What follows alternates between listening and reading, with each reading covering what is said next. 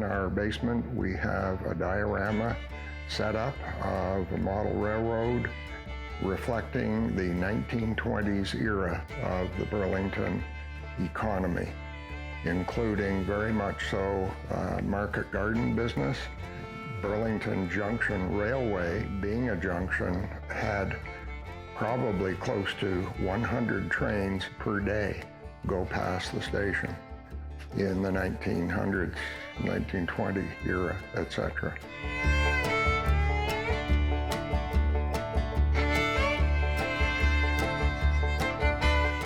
We call them dioramas, smaller models, but each one does tell a story.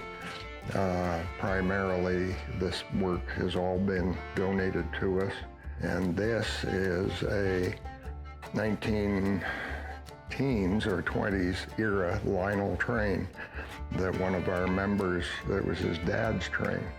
And Lionel started production of that train back in 1906, the same year that the station was built.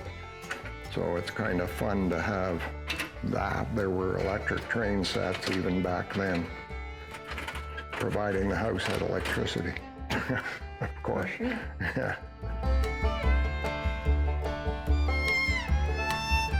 And then in the back of the station, we have an outside brace boxcar, I think built in 1913, and a Canadian National wood caboose.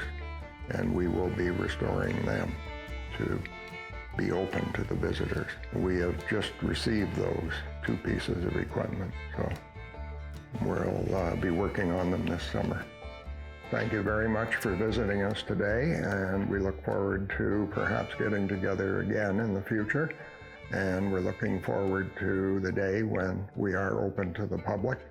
And many people who visit here have their own stories of the railway and the station. The station has been here since 1906, so it has seen a lot of Burlington's population and growth over the years. Thank you.